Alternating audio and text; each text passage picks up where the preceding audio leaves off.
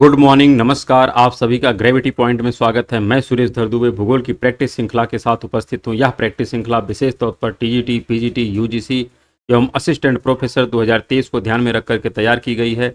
आज का एपिसोड विशेष तौर पर भारत की जनसंख्या से संबंध रखने वाले प्रश्नों पर आधारित है। चैनल को सब्सक्राइब, लाइक एवं शेयर करने के लिए आप सभी का धन्यवाद।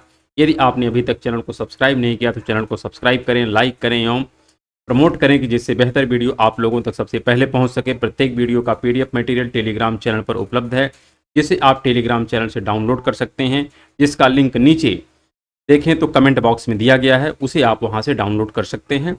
आइए आज के प्रश्न पर हम चर्चा करते हैं। आज का जो सबसे पहला प्रश्न है यहाँ पर आप देख सकते हैं, लिखा है भारत में वर्तमान जनसांख्यिकीय संक्रमण सूचक है। अर्थात भारत का जो जनांकीय संक्रमण की अवस्था है या किसे प्रमाणित कर रही है, इसके विषय में प्रश्न पूछा गया है। तो लिखा है उच्च जनसंख्या वृद्धि संभाव्य परंतु निम्न वास्तविक वृद्धि। यहाँ पर जनसंख्या वृद्धि उच्च नहीं है, ये आप स्पष्ट रखिएगा। वर्तमान में जो जनसंख्या वृद्धि है यह उच्च नहीं है, बल्कि यह धीरे धीरे घट रही है, इसलिए यह तथ्य सही नहीं है। इसी प्रकार भी लिखा है उच्च जनसंख्या वृद्धि, तो उच्च जनसंख्या वृद्धि अब भारत की नहीं है, क्योंकि भारत की जनसंख्या में अब लगातार गिरावट देखी जा रही है। जो सर्वाधिक जनसंख्या वृद्धि की बात थी वह आप देखिएगा मिलती है 1971 के कालखंड में सर्वाधिक जनसंख्या वृद्धि थी। उसके पश्चात से भारत में जनसंख्या में लगातार गिरावट आ रही है, इसलिए पहला भी गलत है, दूसरा भी गलत है। लेकिन जो लिखा आंशिक औद्योगिकृत अर्थव्यवस्था, ये ठीक है, क्योंकि भारत में अब औद्योगिकरण की व्यवस्था कैसी है, आंशिक दृष्टिकोण से यह अग्रसर हो रही है, तो इसलिए यह हमारा आंसर सही हो जाएगा। फिर लिखा है प्रतिरूपी वर्धमान नगरीकरण, तो ये भी सही नहीं है, क्योंकि प्रतिरूपी वर्धमान वर्गीय नगरीकरण है, ऐसा नहीं है। तो यहां पर हमारा आंसर हो जाएगा सी। अगला प्रश्न है, ऐसी जनसंख्या प्रायः किन देशों में मिलती है जिनमें उपयुक्त एवं कुशल व्यक्तियों के अभाव में वहां के संसाधन का पर्याप्त विकास ना हो पाया हो। इसका तात्पर्य है वहां पर जनसंख्या अधिक हो गई है, इसलिए ऐसा हुआ है। क्योंकि जहां पर जनसंख्या अधिक होती है वहां के लोगों में स्किल का अभाव हो जाता है, क्योंकि संसाधन हमारे पास सीमित होते हैं। तो इसलिए हम कह सकते हैं यह जो व्यवस्था होती है यह ऐसे क्षेत्रों में होती है जहां पर जनसंख्या अधिक होता है, वहां पर कुशल व्यक्तियों का अभाव होता है। इसका आंसर हो जाएगा पहला। अगला प्रश्न यहाँ पर, किसने कहा है कि अनुकूलतम जनसंख्या वह है जो प्रति व्यक्ति अधिकतम आय प्रदान करती है। ध्यान रखिएगा, यहाँ पर अनुकूलतम जनसंख्या का सिद्धांत नहीं पूछा है, बल्कि पूछा है अनुकूलतम जनसंख्या के परिणाम स्वरूप प्रति व्यक्ति अधिकतम आय की चर्चा किया। क्या पूछ रहा है, प्रति व्यक्ति अधिकतम आय, यह सिद्धांत किसके द्वारा प्रमाणित किया गया है, यह पूछ रहा है। जबकि हमने इससे पूर्व के एक एपिसोड में डिस्कस किया था कि अनुकूलतम जनसंख्या का सिद्धांत किसके द्वारा किया गया था, एडविन कैनन महोदय के द्वारा। ये एक ब्रिटिश अर्थशास्त्री थे, जबकि इन्हीं के सिद्धांत को आधार मान करके देखा जाए, एक सिद्धांत है अनुकूलतम जनसंख्या की स्थिति में प्रति व्यक्ति अधिकतम उत्पादन। तो प्रति व्यक्ति अधिकतम उत्पादन की जो संकल्पना है, इसका प्रतिपादन किसने किया है, तो रॉबिन्सन महोदय ने किया। किसने किया, रॉबिन्सन महोदय ने। इसी प्रकार अगर देखा जाए प्रति व्यक्ति अधिकतम कल्याण की बात, तो प्रति व्यक्ति अधिकतम कल्याण की बात किसने किया है, बाई कार सैंडर्स महोदय ने किया है। इसी प्रकार प्रति व्यक्ति अधिकतम आय, जो आपका प्रश्न है उसके विषय में किसने चर्चा किया है, तो बाई डाल्टन महोदय। जबकि अनुकूलतम जनसंख्या का सिद्धांत एडविन कैनन महोदय, प्रति व्यक्ति अधिकतम उत्पादन बाई रॉबिन्सन, प्रति व्यक्ति अगर हम बात करें अधिकतम कल्याण तो बाई कार सैंडर्स महोदय ने दिया है, जबकि अधिकतम आय की परिकल्पना बाई डाल्टन महोदय के द्वारा दी गई थी। अगला प्रश्न यहाँ पर लिखा है, जनगणना 2011 के अनुसार निम्नलिखित कथनों में से कौन सा एक सही है। तो यहाँ पर आपसे पूछा है कि सही के चयन करना है, जो गलत है उसका नहीं। तो एक ही सही है, इसका तात्पर्य बाकी सब गलत हैं। जैसे यहाँ पर आप पहला देखिए, सिक्किम भारत का सबसे कम जनसंख्या वाला राज्य, ये बात पूरी तरीके से सही है, क्योंकि सिक्किम राज्य की जनसंख्या सबसे कम है और है 6.1 लाख। इसी प्रकार जो दूसरा यहाँ पर विकल्प लिखा है, 2001 से 11 के दौरान भारत की दशकीय जनसंख्या वृद्धि 15% से कम है, ये गलत है, क्योंकि भारत की जो दशकीय जनसंख्या वृद्धि दर है 17.7% है और वार्षिक जो जनसंख्या वृद्धि दर है 1.64% है। इस पर भी चर्चा हम लोग अतीत की क्लास में जब नगरीकरण कर रहे थे तो वहां पर डिस्कस किए थे। मिजोरम भारत का सबसे कम जनसंख्या वाला राज्य है, ऐसा नहीं है, क्योंकि मिजोरम की जनसंख्या देखा जाए तो सिक्किम से अधिक है, इसलिए यह भी गलत है। उसके साथ आप अगले विकल्प को देख सकते हैं, केंद्र शासित क्षेत्रों में दिल्ली का महिला पुरुष अनुपात सबसे अधिक है। तो यहाँ पर ध्यान रखिएगा, दिल्ली का जो कह रहा है कि महिला पुरुष अनुपात सबसे अधिक है, तो ये नहीं है, बल्कि आप देखिए जो सर्वाधिक लिंगानुपात है, यह लिंगानुपात आप अगर केंद्र शासित में बात करें तो दमन दीव का है। अरे यहाँ पर केरल का पांडुचेरी, किसका है? पांडुचेरी का सर्वाधिक है और दमन दीव का सबसे कम है। मेन राज्यों में देखा जाए तो सर्वाधिक लिंगानुपात किसका है? केरल का, और सबसे कम किसका? हरियाणा का। आप हरियाणा से ही तुलना कर सकते हैं दिल्ली का, कि जो दिल्ली का लिंगानुपात है ये कितना है? 868, जबकि हरियाणा सबसे कम लिंगानुपात धारण करने वाला भारत का राज्य है। इससे भी दिल्ली का लिंगानुपात कम है। इससे आप समझ सकते हैं दिल्ली का लिंगानुपात काफी कम है। इतना ही नहीं, चंडीगढ़ का भी लिंगानुपात कम है, लेकिन दमन द्वीप का सबसे कम है और पांडुचेरी का सबसे अधिक है केंद्र शासित में। नॉर्मल राज्यों में सर्वाधिक किसका है? केरल का है, और सबसे कम किसका है? हरियाणा का है। इसका जो आंसर है वो हो जाएगा पहला, बाकी सब गलत हैं। अगला जो यहाँ पर प्रश्न है, जनगणना 2011 के अनुसार भारत के निम्नलिखित राज्यों में से किसकी जनसंख्या उत्तर प्रदेश के बाद सबसे अधिक है? उसका आंसर तो हो जाएगा बी, महाराष्ट्र, क्योंकि जनसंख्या के आधार पर देखा जाए तो जो सबसे बड़ा राज्य है वह है उत्तर प्रदेश। उत्तर प्रदेश के पश्चात मिलता है महाराष्ट्र, फिर बिहार है, वेस्ट बंगाल है, आंध्र प्रदेश है। पूरे उत्तर प्रदेश की जो जनसंख्या है या पूरे भारत की जनसंख्या का कितना रिप्रेजेंटेशन करती है? 16.5% रिप्रेजेंट करती है। महाराष्ट्र का रिप्रेजेंटेशन कितना है? तो 9.28% है। इसी प्रकार बिहार का 8.6 है। और जबकि न्यूनतम जनसंख्या वाला राज्य अगर हम बात करें तो अभी अभी हमने चर्चा किया है, सिक्किम है। क्या है? सिक्किम है, जिसकी जनसंख्या सबसे कम है। सर्वाधिक जनसंख्या वाला अगर केंद्र शासित राज्य की हम बात करें तो दिल्ली है। दिल्ली की जनसंख्या सबसे अधिक है केंद्र शासित में। उसके पश्चात पांडुचेरी, चंडीगढ़, अंडमान निकोबार, दादरा और नागर हवेली है। जबकि सबसे छोटा राज्य जो है वो कौन सा है? लक्षद्वीप है जनसंख्या में। जैसे मेन आपका सिक्किम है सबसे छोटा, उसी प्रकार लक्षद्वीप केंद्र शासित में सबसे छोटा जनसंख्या वाला राज्य है। अगर क्षेत्रफल के आधार पर हम राज्यों का वितरण देखें तो सर्वाधिक क्षेत्र किसका है? राजस्थान का है। और सबसे छोटा कौन है? गोवा है। और जबकि केंद्र शासित में सबसे बड़ा क्षेत्र किसका है? तो अंडमान निकोबार का। और सबसे छोटा क्षेत्र किसका है? तो लक्षद्वीप का है। इन तथ्यों को क्लियर रखिएगा, क्योंकि प्रश्न कहीं से भी पूछा जा सकता है। अगला प्रश्न जो है, भारत में वरिष्ठ आयु निर्भरता अनुपात 2011 है। ध्यान रखिएगा, यहाँ पर भारत के सेंस में जो वरिष्ठता का कॉन्सेप्ट है वैसे तो यह 60+ है, लेकिन अंतरराष्ट्रीय स्तर पर जब इसका कैलकुलेशन होता है तो इसको दो कैटेगरी कर दिया जाता है। विकसित राष्ट्रों के लिए इसका जो कैटेगराइजेशन है वह 64+ है। विकसित के लिए कितना है? 64+ है। और विकासशील के लिए कितना है? तो 60+ है। तो इस दृष्टिकोण से अगर देखा जाए तो भारत में जो वरिष्ठ आयु अर्थात 60+ वाले हैं, इनका जो निर्भरता अनुपात है यह है 14.2%। कितना है? 14.2%। वैसे अगर देखा जाए वृद्ध निर्भरता अनुपात कैसे निकाला जाता है, तो वृद्ध का परसेंटेज ऊपर कर देते हैं और प्रौढ़ का परसेंटेज नीचे कर देते हैं। वृद्ध हम किसको मानते हैं अंतर्राष्ट्रीय स्तर पर? तो 64+, जबकि भारतीय स्तर पर 60+ को मानते हैं। प्रौढ़ हम किसे मानते हैं? तो जिसका एज 15 से 64 है, इसको हम प्रौढ़ मानते हैं। भारत के सेंस में यह 15 से 60 हो जाएगा, 59 हो जाएगा। और वृद्ध जो पॉपुलेशन भारत में है वह है 8.6%। भारत में वृद्ध पॉपुलेशन कितनी है? 8.6%, अर्थात जिनकी एज 60+ है। प्रौढ़ पॉपुलेशन कितनी है भारत में? तो 60% है। और इस अनुसार अगर इसका अनुपात निकालें तो मिल जाता है 14.2%। यही वरिष्ठ आयु निर्भरता अनुपात है। अगर हम एज ग्रुप की बात करें तो 0 से 4 वर्ष में भारत में कितनी पॉपुलेशन है? तो 9.3%। 5 से 9 वर्ष में कितनी है? तो 10.5। 10 से 14 आयु ग्रुप में कितने लोग हैं? तो 11% है। प्रौढ़ में कितने लोग हैं? तो 60.3%। और 60+ वाले कितने हैं? तो 8.6%। ये जो 0 से 4, 5 से 9 या 10 से 14 वाले हैं, इनको मिला करके जो एज बनती है उसको कहते हैं बाल आयु वर्ग। क्योंकि अंतरराष्ट्रीय स्तर पर एक वर्ग होता है बाल आयु वर्ग, एक होता है कह सकते हैं प्रौढ़, और एक होता है वृद्ध। 3 ही एज ग्रुप है।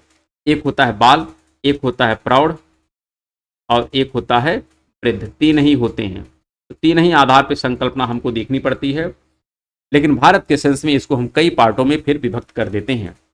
अगला यहाँ पर देखिए, शिशु निर्भरता अनुपात जो होता है कैसे निकालते हैं? तो बाल का जो अनुपात है इसे ऊपर, मतलब बाल का जो परसेंटेज है उसे ऊपर और प्रौढ़ का नीचे। बाल में किसको रखते हैं, तो 0 से 14 साल का जितना हमारा है ये बाल है। और बाल का अगर हम अनुपात देखें यहाँ पर परसेंटेज, तो बाल कितने हैं टोटल, ये है 30.8%। इस केस में हम क्या कर देंगे, 30.8 ऊपर हो जाएगा, 30.8 ऊपर हो जाएगा। और जो प्रौढ़ हैं, प्रौढ़ आप देख रहे थे 60.8% के आसपास हैं। यहाँ पर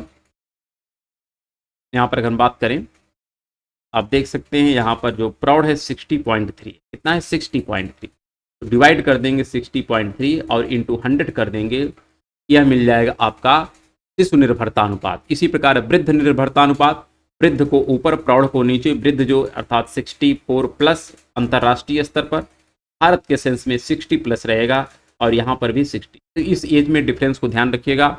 इसी प्रकार जो पराश्रित या निर्भरता अनुपात होता है, इसमें दोनों पराश्रित हैं, चाहे शिशु हो चाहे वृद्ध हो, दोनों पराश्रित होते हैं, क्योंकि यह प्रोडक्शन में किसी प्रकार का योगदान नहीं करते हैं। तो अगर आपसे पराश्रित निर्भरता अनुपात पूछा जाता है, तो इसमें बाल और वृद्ध दोनों को ऊपर लिख देंगे और नीचे प्रौढ़ को लिख देंगे और गुणे 100 कर देंगे, अर्थात 0 से 14 वर्ष का और 64+ एज ग्रुप को ऊपर और नीचे 15 से 64 वर्ष एज ग्रुप के लोगों को रख करके हम पूरा पराश्रिता निर्भरता अनुपात कैलकुलेट कर सकते हैं। और भारत के केस में ध्यान रखिएगा एज बदल जाती है, 60 कर देंगे। इस सेंस को ध्यान रखिएगा, इसमें किसी प्रकार का कोई त्रुटि नहीं होनी चाहिए। अगला प्रश्न काफी बेहतर है, भारत के किस राज्य में स्त्री पुरुष अनुपात 1000 से अधिक है। यहाँ पर दे रहा है 1000 से अधिक लिंगानुपात, तो 1000 से अधिक लिंगानुपात वाले केवल भारत में 2 राज्य हैं, ये आपको क्लियर होना चाहिए। और इसमें कौन कौन से हैं राज्य, अगर हम इनकी चर्चा करें, एक आपका केरल है और एक आपका है पुडुचेरी। केवल 2 ही राज्य हैं जहाँ का लिंगानुपात 1000 से अधिक है। तो इस जितने भी भारत के राज्य हैं उनका लिंगानुपात 1000 से कम है। पूरे भारत का लिंगानुपात कितना है, तो वर्तमान में 943 है। पिछले वर्ष कितना था, तो 933। कितने की वृद्धि है, 10 की है। अगर हम बात करें न्यूनतम लिंगानुपात, तो न्यूनतम लिंगानुपात भारत में कितना है, तो 927 है। कितना है, 927। ये कब रहा है भारत का सबसे न्यूनतम लिंगानुपात आज तक का जो रहा है, इस वर्ष में रहा है, तो 991 का जो जनांकिकी था उसमें भारत का लिंगानुपात सबसे कम था। केरल का लिंगानुपात सबसे ज़्यादा है, पुडुचेरी जो केंद्र शासित है इसका भी लिंगानुपात सबसे ज़्यादा है, हरियाणा का सबसे कम है, और केंद्र शासित में सबसे कम किसका है, तो दमन दीव का है। उत्तर प्रदेश का लिंगानुपात कितना है, 912 है। इसी प्रकार अगर शिशु लिंगानुपात हम निकालें, तो शिशु लिंगानुपात जो भारत का है, ये भारत के सेंस में ध्यान रखिएगा, भारत के सेंस में 919 है। और जो पिछले वर्ष था वो कितना था, 927। अर्थात जो लिंगानुपात है शिशु का, इसमें गिरावट आई है, जबकि मेन लिंगानुपात में 10 की वृद्धि हुई है। यहाँ पर 10 की क्या है, वृद्धि है, और यहाँ पर देखिए गिरावट है। इस सेंस को ध्यान रखिएगा, शिशु लिंगानुपात में गिरावट आई है पिछले 10 की ईयर से, मतलब पिछला जो दशक है उसके तुलना में इस दशक में गिरावट आई है। शीर्ष लिंगानुपात वाले जो राज्य हैं, इसमें अरुणाचल प्रदेश में सर्वाधिक लिंगानुपात है। वैसे मेन में तो केरला है, लेकिन शिशु में कौन है, अरुणाचल प्रदेश है। और शिशु में केंद्र शासित में कौन है, तो अंडमान निकोबार है। जबकि मेन में कौन सा है, तो पुडुचेरी है। जबकि न्यूनतम शिशु लिंगानुपात वाला कौन सा है, तो हरियाणा वहां पर भी है, तो हरियाणा यहाँ पर भी है। यहाँ पर दिल्ली आ गया है, जबकि यहाँ पर कौन था, दमन दीव था। इसी प्रकार अगर न्यूनतम शिशु लिंगानुपात वाले राज्यों की कैटेगरी में अगर हम यूपी की बात करें, तो यूपी का लिंगानुपात 902 है आउट ऑफ 1000। अगले प्रश्न पर चलते हैं। अगला यहाँ पर प्रश्न है, 2011 की जनगणना के अनुसार ग्रामीण जनसंख्या का सर्वाधिक प्रतिशत भारत के किस राज्य में पाया जाता है। इस पर अतीत में भी चर्चा हो चुकी है। एक प्रकार से यह रिपीटेड प्रश्न है। इसका आंसर हो जाएगा बी, हिमाचल प्रदेश। हिमाचल प्रदेश में जो पॉपुलेशन है नगरीकरण की, यह मात्र 10% है, और ग्रामीण कितना है, तो 90% यहाँ पर ग्रामीण पॉपुलेशन, और नगरी कितना है, 10%। अगले प्रश्न पर चलते हैं। अगला प्रश्न भी काफ़ी अच्छा है। 2011 की जनगणना के अनुसार भारत का सर्वाधिक जनघनत्व वाला, यहाँ ध्यान रखिएगा, यहाँ पर जनघनत्व है, क्या है, ये जनघनत्व है वाला प्रदेश कौन सा है। वैसे भारत की जो जनघनत्व है वह 382 है। पिछले वर्ष जो जनघनत्व था 325 था, अर्थात जनसंख्या के घनत्व में वृद्धि हुई है। इसी प्रकार अगर देखें तो सर्वाधिक जनघनत्व वाले जो राज्य हैं, इसमें बिहार है। बिहार का जनघनत्व सबसे ज़्यादा है, 1106। वेस्ट बंगाल का 1028, केरल का 860 है, उत्तर प्रदेश का 829 है। उत्तर प्रदेश से ज़्यादा जनघनत्व तो कहाँ का है? केरल का है। इसमें किसी प्रकार का डाउट नहीं होना चाहिए, क्योंकि यहाँ से आपको कन्फ्यूजन हो सकता है। केरला का जनघनत्व यूपी से अधिक है, जबकि आपको लग सकता है कि यूपी का जनघनत्व केरल से अधिक। यहाँ पर फिर लिखा है दिल्ली का जो जनघनत्व है 11,320 है। चंडीगढ़ का भी 9,258 है। पुडुचेरी का भी 2,547 है। न्यूनतम जनघनत्व की बात करें तो अरुणाचल प्रदेश सबसे कम जनघनत्व रखता है, 17 मात्र है प्रति किलोमीटर में। मिजोरम का 52 है। सिक्किम का 86 है। इसी प्रकार अंडमान निकोबार का अगर देखें, जो केंद्र शासित है, इसमें सबसे कम लिंगानुपात किसका है?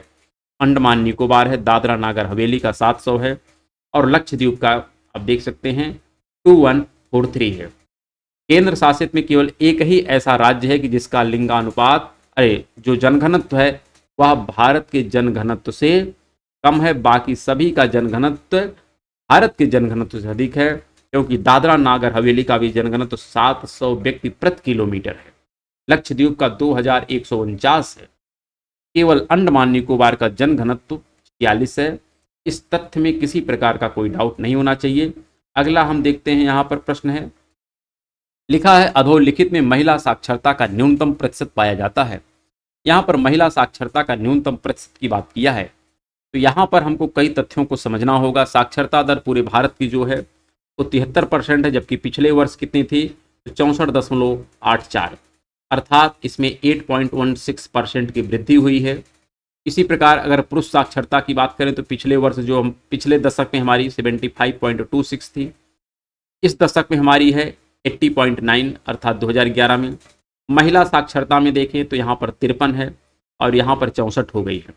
तो यहाँ पर कितने का इंक्रीमेंट हुआ है? अगर आप पुरुष में देखें तो मात्र आपको इंक्रीमेंट करीब करीब ये 5.5 के आसपास मिलता है। लेकिन अगर हम महिला में देखें कितने का इंक्रीमेंट है, आप यहाँ पर अंदाजा लगा सकते हैं 10% से अधिक है। 10% से अधिक की वृद्धि यहाँ पर हुई है, अर्थात महिला साक्षरता में ज़्यादा सुधार हुआ है पुरुष साक्षरता की तुलना में। यहाँ से भी प्रश्न पूछे जाते हैं। इसी प्रकार आप यहाँ पर देखिए, साक्षरता का आधार 7 वर्ष से ऊपर के लोगों को ही सिर्फ इसमें ऐड किया जाता है, अर्थात यदि साक्षरता का कैलकुलेशन करना होता है तो उसमें 7 या 7 साल से अधिक के लोगों को ही इसमें जोड़ा जाता है। इससे कम लोगों को इसमें इंक्लूड नहीं किया जाता है। सर्वाधिक साक्षरता दर वाले अगर राज्यों की बात करें तो सर्वाधिक साक्षर कौन होगा? केरल है, मिजोरम है, गोवा है। केंद्र शासित में बात करें तो लक्षद्वीप का भी साक्षरता दर 91.8% है। दमन दीव का भी अधिक है, अंडमान निकोबार का भी अधिक है, जबकि पूरे भारत की कितनी है? तो 73%। न्यूनतम की बात करें तो न्यूनतम में आपका बिहार मिलता है 61.8% है। अरुणाचल प्रदेश में भी 65.4 है। राजस्थान में भी 66.1 है। दादरा नागर हवेली में भी कम है, लेकिन दादरा नागर हवेली में कम तो है, केंद्र शासित में सबसे कम इसकी साक्षरता दर है, ये आप कह सकते हैं। लेकिन भारत की टोटल साक्षरता दर से इसकी साक्षरता दर क्या है? अधिक है।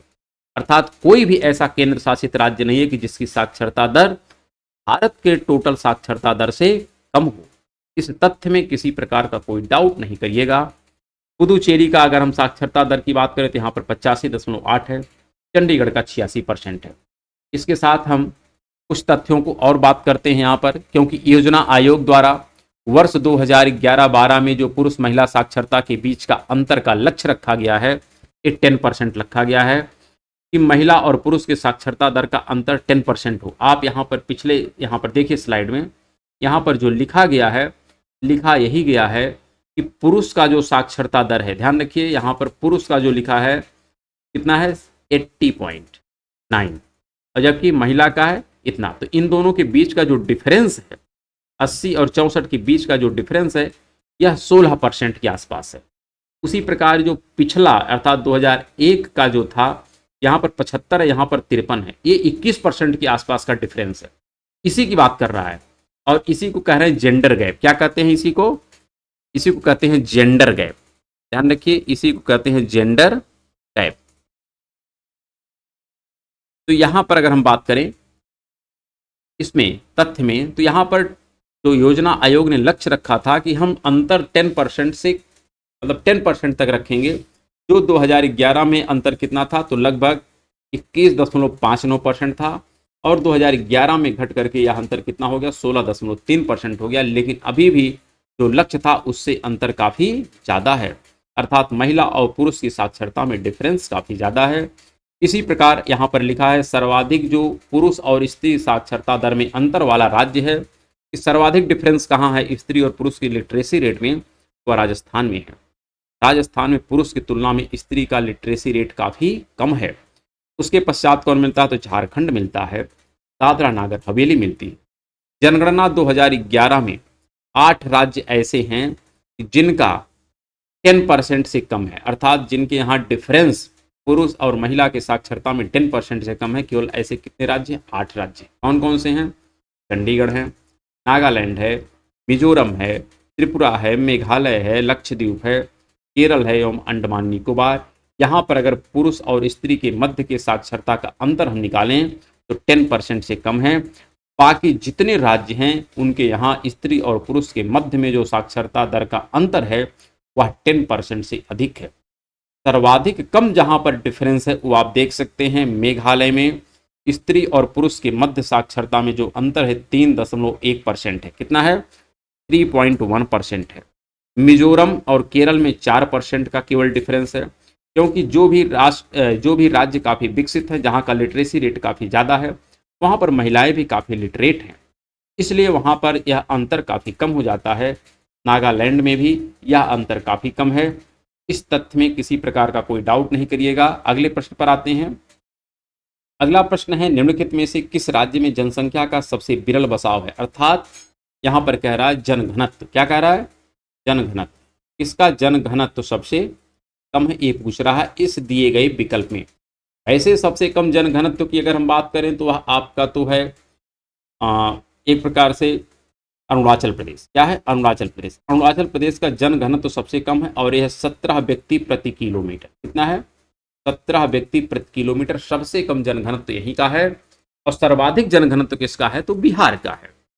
और दूसरे नंबर पर कौन है, तो वेस्ट बंगाल। और केंद्र शासित में दिल्ली।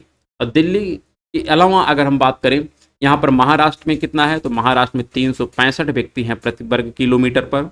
राजस्थान में 200 हैं, मध्य प्रदेश में 236 हैं और जम्मू कश्मीर में मात्र 124 व्यक्ति प्रति किलोमीटर में हैं। इस दिए गए प्रश्न में जो आंसर होगा वह हो जाएगा डी, क्योंकि जम्मू कश्मीर में ही जो जनसंख्या घनत्व है इन सभी विकल्पों में सबसे कम है। इससे ज़्यादा जनसंख्या, इससे कम भी जनसंख्या घनत्व कहाँ की है, तो हिमाचल प्रदेश में 123 है और नागालैंड में 119 है, सिक्किम में 86 है और मिजोरम में 52 है। जबकि आंध्र प्रदेश में, अरुणाचल प्रदेश में कितनी, ए अरुणाचल प्रदेश है, इसमें आप क्लियरिटी रखिएगा, ए है अरुणाचल प्रदेश। अरुणाचल प्रदेश का जनघनत्व कितना है, तो 17 व्यक्ति प्रति वर्ग किलोमीटर है, ये एकदम क्लियर रखिएगा। और अगर हम बात करें कि यूपी की कितना है, तो यूपी का है 829। कितना है, 829। यूपी की भी जनसंख्या घनत्व अधिक है लेकिन केरल की तुलना में कम है। अगले प्रश्न पर चलते हैं। अगला प्रश्न जनांकिकी संक्रमण सिद्धांत के अनुसार भारतीय जनसंख्या है। वैसे देखा जाए जनांकिकी संक्रमण का सिद्धांत सबसे पहले WM थॉम्सन महोदय ने 1929 में प्रतिपादित किया था। कालांतर में FW नोटेस्टीन ने 1945 में इसमें परिमार्जन किया है। और नोटेस्टीन महोदय के अनुसार, या नोटेस्टीन महोदय ने इसकी 4 अवस्थाओं का जिक्र किया है। पहली अवस्था, दूसरी अवस्था, तीसरी अवस्था और चौथी अवस्था। पहली अवस्था का तात्पर्य जहां पर जन्म दर और मृत्यु दर अधिक होती है, अर्थात 40 से 50 व्यक्ति यहां पर जन्म लेते हों प्रति 1000 पर और मरते हों, उसे कहते हैं प्रथम अवस्था। द्वितीय अवस्था में जन्म दर तो 40 से 50 रहती है लेकिन मृत्यु दर घट जाती है। तृतीय अवस्था में जन्म दर भी घटती है और मृत्यु दर भी घटती है। और चौथी अवस्था में जन्म दर और मृत्यु दर दोनों निम्न अवस्था में आ जाती हैं। यहाँ पर आप इस तथ्य को क्लियर रखिएगा। अगला यहाँ पर 5वीं अवस्था का जो चर्चा किया जाता है यह कोलिन क्लार्क महोदय ने किया है। अर्थात 4 यहाँ पर स्टेप जो हैं जनसंख्या संक्रमण के, जनांकिकी संक्रमण के, यह नोटेस्टीन महोदय ने प्रतिपादित किया है। जबकि 5वीं अवस्था की चर्चा कोलिन क्लार्क महोदय ने किया है। और यह 5वीं अवस्था ही कहलाती है जनांकिकीय अपर्दन की अवस्था। अर्थात यहाँ पर जनसंख्या में अब लगातार गिरावट आएगी, अर्थात महामारियां होंगी या युद्ध होगा, अन्य सभी कारणों से जनसंख्या में लगातार गिरावट आएगी। इसमें किसी प्रकार का आपको कोई डाउट नहीं होना चाहिए। इसमें जो भारत की अवस्था वर्तमान में चल रही है, इस पर्टिकुलर सेंस में ध्यान रखिएगा, जनांक संक्रमण के अनुसार भारत जो वर्तमान में किस फेज से गुजर रहा है, तो वर्तमान में भारत तीसरी अवस्था से गुजर रहा है। किस अवस्था से गुजर रहा है? तीसरी अवस्था से गुजर रहा है। जबकि एक तथ्य और आपको जनसंख्या नगरीकरण की पुस्तक में मिल जाएगा, और वो तथ्य ये है कि भारत जनांक संक्रमण की तीसरी अवस्था में विद्यमान है। अर्थशास्त्रियों का अनुमान है कि भारत सन 2020 से या 20 के उपरांत चतुर्थ अवस्था में प्रवेश कर जाएगा। तो अगला जब भी आंकड़ा आएगा तो भारत चौथी अवस्था में प्रवेश किया रहेगा, लेकिन अभी तक तो मान के चलिए कि तीसरी अवस्था में ही है। इसी के साथ एक और तथ्य आपको क्लियर रखना है कि भारत में जनसंख्या वृद्धि को 4 भागों में विभक्त किया गया। कितने भागों में? 4 भागों में विभक्त किया गया है। जनसंख्या संक्रमण के अलावा जनांक संक्रमण का एक अलग सेंस है, यह एक अलग सेंस है, या भारत के परिप्रेक्ष्य में बताया जा रहा है, जिसकी हम चर्चा आप कर रहे हैं कि भारत में जनसंख्या वृद्धि को 4 भागों में विभक्त किया गया है। पहला भाग कहा गया है स्थिर जनसंख्या की अवधि, जो कालखंड था 1901 से लेकर के 1921 का। दूसरा कालखंड यहाँ पर बताया गया धीमी गति से बढ़ती जनसंख्या, 1921 से लेकर के 1951 का कालखंड। तीव्र वृद्धिमान जनसंख्या वाला 1951 से लेकर के 1981 का कालखंड, और इसी कालखंड में जनसंख्या में विस्फोट हुआ है, अर्थात जनसंख्या की वृद्धि काफ़ी ज़्यादा हुई है। और जो चौथी अवस्था वर्तमान में चल रही है, वर्तमान है, अर्थात 81 के पश्चात की जो जनसंख्या भारत में चल रही है, यह वर्तमान परिप्रेक्ष्य है, इसे भी आप क्लियर रखिएगा। लेकिन जनांकीय संक्रमण के अनुसार भारत तीसरी अवस्था में है। इन दोनों को आप आपस में मिक्स न करिएगा।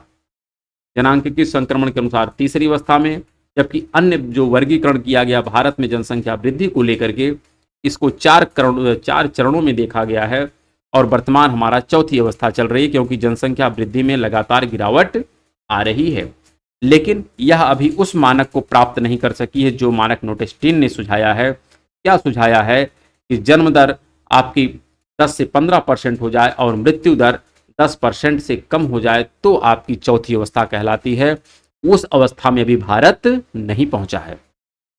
1921 के पश्चात यहां पर एक तथ्य और क्लियरिटी रखिएगा, 1921 के पश्चात देश की जनसंख्या में तीव्र वृद्धि से वृद्धि हुई है, इसलिए इसे क्या कहते हैं? महान विभाजक रेखा कहते हैं। यहां से भी प्रश्न पूछा जाता है, महान विभाजक वर्ष किसे कहते हैं? 1921 को कहते हैं, क्योंकि 1921 के पश्चात ही भारत की जनसंख्या में लगातार वृद्धि देखने को मिली है, जबकि 1921 से पूर्व भारत की जनसंख्या में गिरावट की दर थी। कैसी दर थी? गिरावट, नेगेटिव ग्रोथ था, और 1921 से गिरावट पॉजिटिव हुई है, इसलिए इसको कहा जाता है महान विभाजक का वर्ष कहा जाता है। अगला प्रश्न भी काफ़ी बेहतर है, निम्न राज्यों में से किसमें 2011 की जनगणना के अनुसार सबसे अधिक लिंग अनुपात पाया जाता है? तो यहाँ पर हमको पूछ रहा है सबसे अधिक।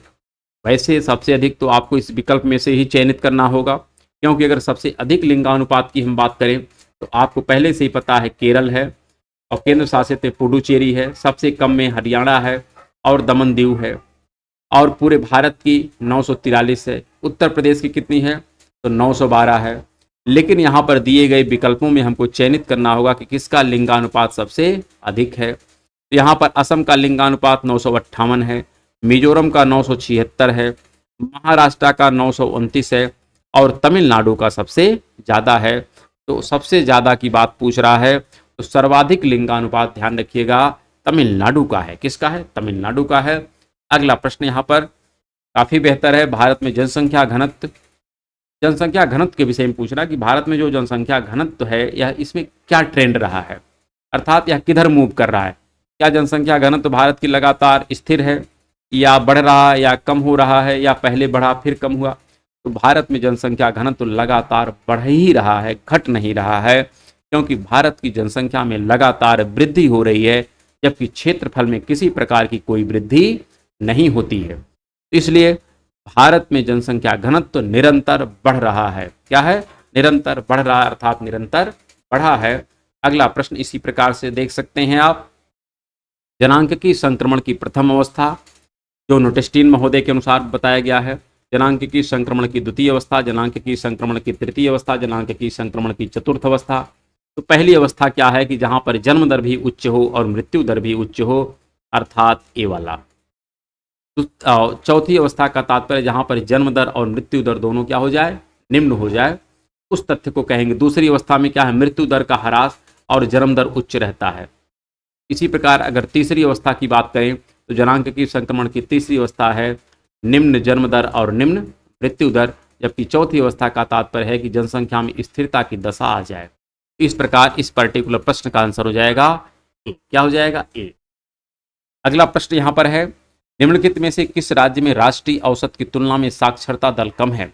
राष्ट्रीय औसत जो हमारी साक्षरता दर वो कितनी है, 73% है। और उत्तर प्रदेश की कितनी है, ए भी क्लियर रखिएगा, क्योंकि उत्तर प्रदेश हमको स्पेशल ध्यान रखना है। उत्तर प्रदेश की जो साक्षरता दर है 67.7% है। बाकी इस पर और चर्चा तो हम अतीत में कर ही चुके हैं, अभी इसी पिछले स्लाइड में। यहाँ पर कर्नाटक का जो लिटरेसी रेट है यह 75.4 है, अर्थात भारत की लिटरेसी रेट से अधिक है। आंध्र प्रदेश की लिटरेसी रेट देखिए, भारत की लिटरेसी रेट से क्या है, कम है। फिर यहाँ पर पश्चिम बंगाल की भी ज़्यादा है और महाराष्ट्र की भी ज़्यादा है। तो यहाँ पर हम कह सकते हैं पश्चिम बंगाल का भी ज़्यादा है, महाराष्ट्र का भी ज़्यादा है, कर्नाटक का भी ज़्यादा है। सिर्फ एक ही राज्य है जिसकी लिटरेसी रेट भारत की लिटरेसी रेट से क्या है, कम है, और वह कौन सा राज्य है, आंध्र प्रदेश। आंध्र प्रदेश का लिटरेसी रेट भारत के लिटरेसी रेट से क्या है, कम है। अगला प्रश्न यहाँ पर, भारत में वर्तमान शिशु मृत्यु दर है, भारत में जो वर्तमान में शिशु मृत्यु दर है ये 32 है। कितना है, 32 है। इसमें आपको कोई डाउट नहीं होना चाहिए। और यह आंकड़ा जो है मानव विकास सूचकांक 2018 के अनुसार है। मानव विकास सूचकांक का जो 2018 का आंकड़ा है इसके अनुसार बाल मृत्यु दर 32 है प्रति हजार, और मातृत्व मृत्यु दर कितना है, 113 है प्रति लाख। इन दोनों तथ्यों को भी ध्यान रखिएगा। अगला जो यहाँ पर प्रश्न है, लिखा है कथन 1, 1951 से भारत ने अपूर्व जनसंख्या वृद्धि का अनुभव किया है। हाँ, ये ठीक है कि 1951 से, क्योंकि इसी के पश्चात हमारा जनसंख्या विस्फोट की स्थिति देखने को मिली है। यही जो कालखंड है, तीसरा कालखंड, इसी में जनसंख्या विस्फोट की स्थिति मिली है। यहाँ पर ठीक लिखा है अपूर्व जनसंख्या वृद्धि का अनुभव किया है, ये तथ्य पूरी तरीके से सही है। लेकिन जो लिखा है भारत की जनांकिकी इतिहास में 1951 को जनांकिकी विभाजक कहते हैं, ये गलत है। यहाँ पर 1921 होना चाहिए। क्या होना चाहिए, 21 होना चाहिए। इसको हम लोग महान विभाजक रेखा मानते हैं। तो इस आधार पर यह तथ्य गलत है और पहला सही है। इसका तात्पर्य है, इसका आंसर हो जाएगा सी। और इसी के साथ आज का एपिसोड हम समाप्त करते हैं। बस एक ही आप लोगों से रिक्वेस्ट रहता है कि चैनल को आप लोग जहाँ तक हो सकता है प्रमोट करें और इसको लाइक करें, कि जिससे और बेहतर वीडियो आप लोगों तक पहुँचे और लोगों तक इसकी रीच भी पहुँचे। तो फिर मिलते हैं कल की क्लास में, तब तक के लिए नमस्कार, धन्यवाद।